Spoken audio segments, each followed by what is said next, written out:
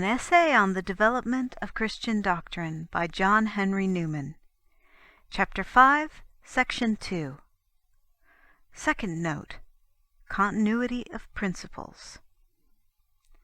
As in mathematical creations, figures are formed on distinct formulae, which are the laws under which they are developed, so it is in ethical and political subjects. Doctrines expand variously according to the mind, individual or social, into which they are received, and the peculiarities of the recipient are the regulating power, the law, the organization, or, as it may be called, the form of the development. The life of doctrines may be said to consist in the law or principle which they embody. Principles are abstract and general. Doctrines relate to facts. Doctrines develop, and principles, at first sight, do not. Doctrines grow and are enlarged. Principles are permanent. Doctrines are intellectual, and principles are more immediately ethical and practical. Systems live in principles and represent doctrines. Personal responsibility is a principle. The being of a God is a doctrine. From that doctrine, all theology has come in due course, whereas that principle is not clearer under the gospel than in paradise, and depends not on belief in an almighty governor, but on conscience. Yet the difference between the two sometimes merely exists in our mode of viewing them, and what is a doctrine in one philosophy is a principle in another. Personal responsibility may be made a doctrinal basis, and develop into Arminianism or Pelagianism. Again, it may be discussed whether infallibility is a principle or a doctrine of the Church of Rome, and dogmatism a principle or doctrine of Christianity. Again, consideration for the poor is a doctrine of the Church considered as a religious body, and a principle when she is viewed as a political power. Doctrines stand to principles as the definitions to the axioms and postulates of mathematics. Thus the 15th and 17th propositions of Euclid's Book 1 are developments, not of the three first axioms which are required in the proof, but of the development of a right angle. Perhaps the perplexity which arises in the mind of a beginner on learning the early propositions of the second book arises from these being more prominently exemplifications of axioms than developments of definitions. He looks for developments from the definition of the rectangle, and finds but various particular cases of the general truth that the whole is equal to its parts. It might be expected that the Catholic principles would be later in development than the Catholic doctrines, inasmuch as they lie deeper in the mind, and are assumptions rather than objective professions. This has been the case. The Protestant controversy has mainly turned, or is turning, on one or other of the principles of Catholicity, and to this day the rule of Scripture interpretation, the doctrine of inspiration, the relation of faith to reason, moral responsibility, private judgment, inherent grace, the seat of infallibility, remain, I suppose, more or less undeveloped, or at least undefined, by the Church. Doctrines stand to principles, if it may be said without fancifulness, as fecundity viewed relatively to generation, though this analogy must not be strained. Doctrines are developed by the operation of principles, and develop variously according to those principles. Thus, a belief in the transitiveness of worldly goods leads the Epicurean to enjoyment, and the ascetic to mortification. And from their common doctrine of the sinfulness of matter, the Alexandrian Gnostics became sensualists, and the Syrian devotees. The same philosophical elements received into a certain sensibility or insensibility to sin and its consequences leads one mind to the Church of Rome, another to what, for want of a better word, may be called Germanism. Again, religious investigation sometimes is conducted on the principle that it is a duty to follow and speak the truth, which really means that it is no duty to fear error, or to consider what is safest, or to shrink from scattering doubts, or to regard the responsibility of misleading. And thus it terminates in a heresy or infidelity, without any blame to religious investigation in itself.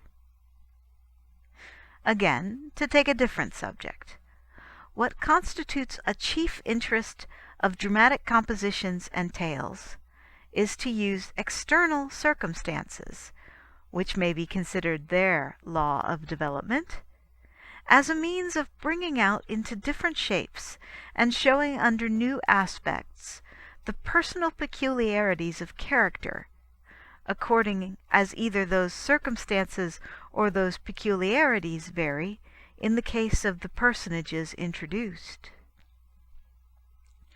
Principles are popularly said to develop when they are but exemplified. Thus, the various sects of Protestantism, unconnected as they are with each other, are called developments of the principle of private judgment, of which really they are but applications and results. A development, to be faithful, must retain both the doctrine and the principle with which it started. Doctrine without its correspondent principle remains barren, if not lifeless, of which the Greek Church seems an instance. Or it forms those hollow professions which are familiarly called shams, as a zeal for an established church and its creed on merely conservative or temporal motives. Such, too, was the Roman constitution between the reigns of Augustus and Diocletian.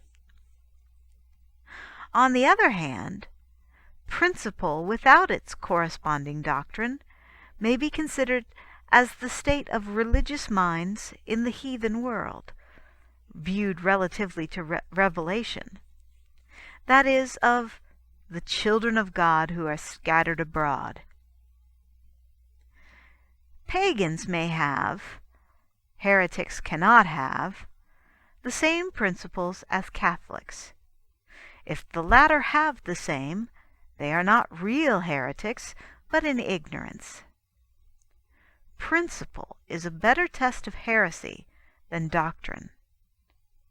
Heretics are true to their principles, but change to and fro, backwards and forwards, in opinion. For very opposite doctrines may be exemplifications of the same principle. Thus, the Antiochenes and other heretics sometimes were Arians, sometimes Sabellians, sometimes Nestorians, sometimes Monophysites, as if at random, from fidelity to their common principle that there is no mystery in theology. Thus Calvinists become Unitarians from the principle of private judgment. The doctrines of heresy are accidents and soon run to an end. Its principles are everlasting.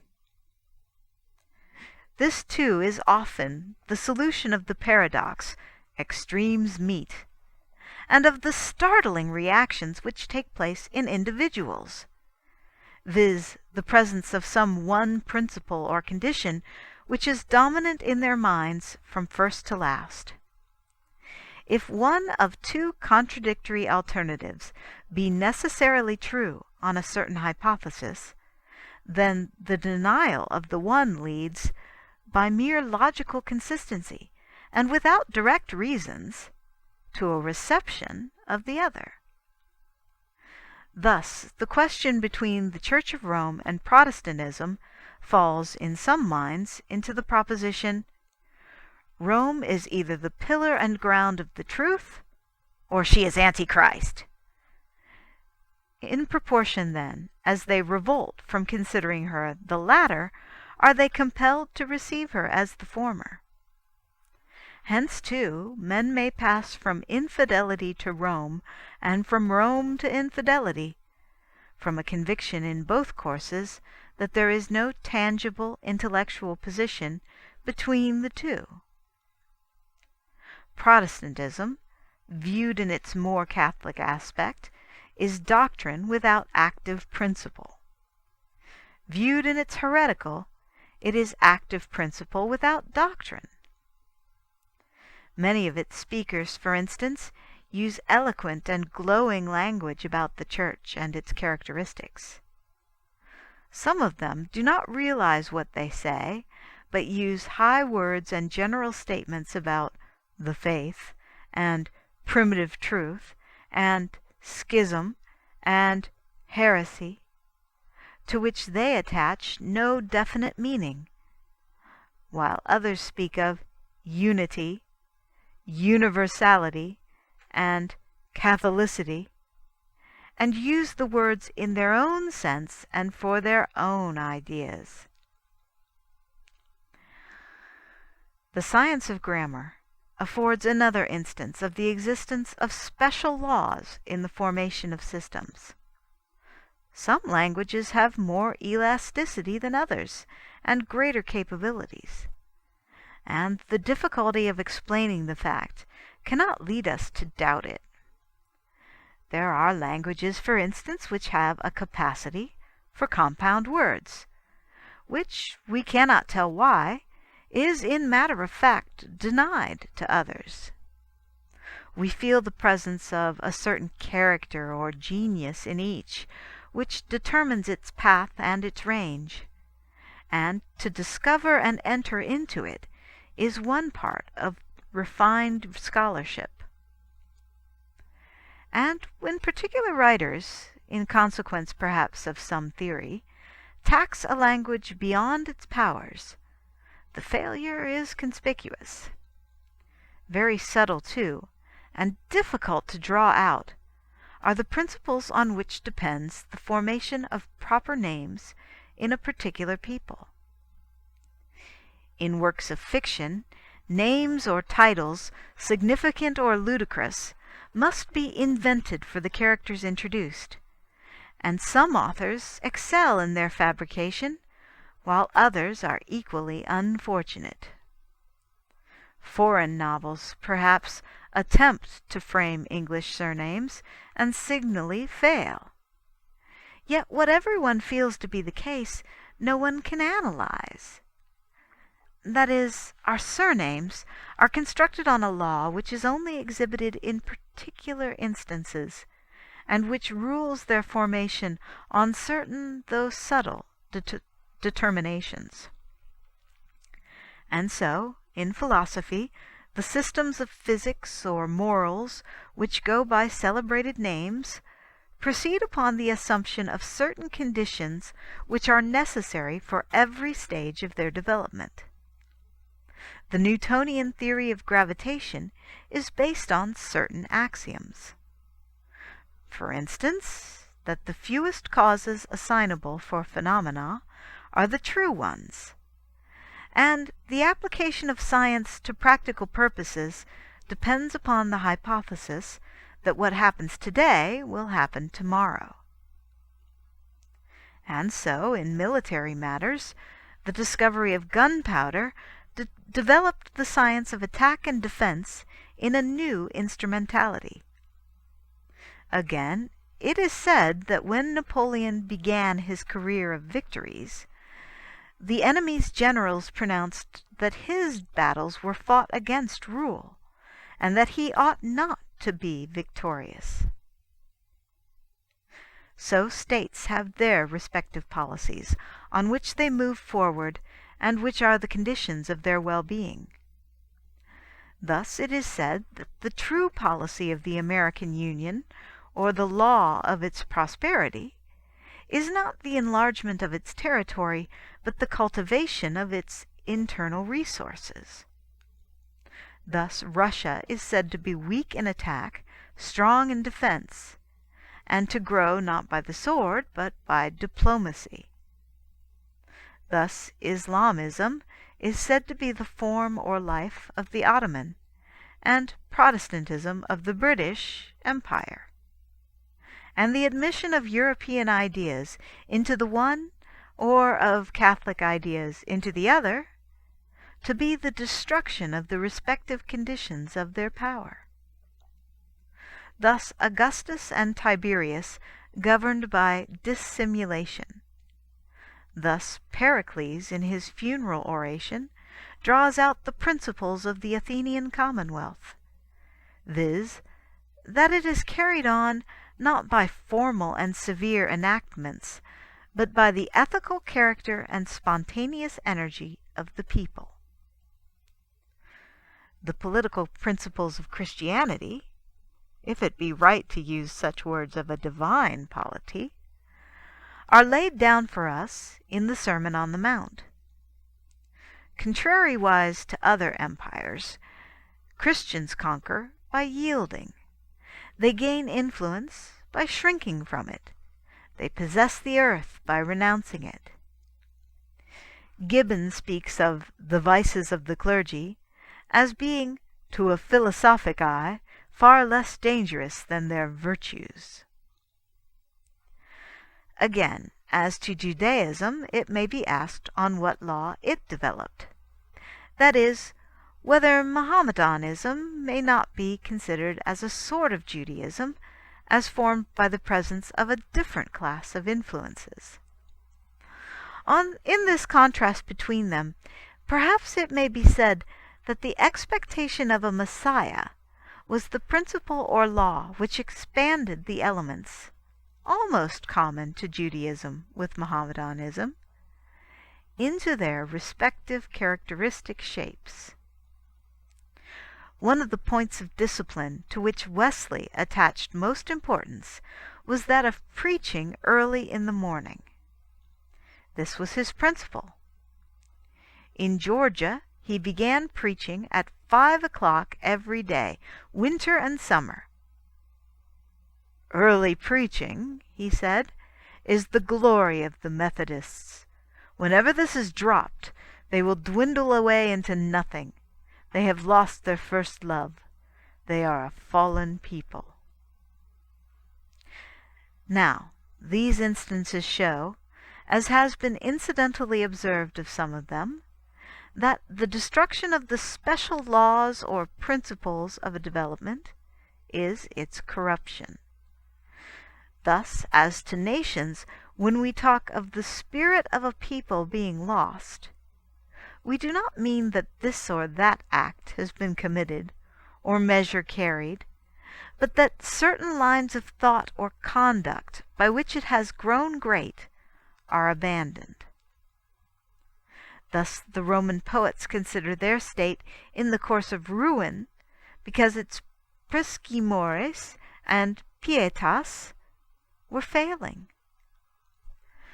And so we speak of countries or persons as being in a false position when they take up a course of policy or assume a profession inconsistent with their natural interests or real character.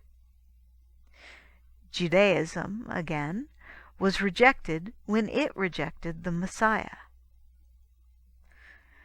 Thus the continuity or the alteration of the principles on which an idea has developed is a second mark of discrimination between a true development and a corruption. End of Section 2 of Chapter 5.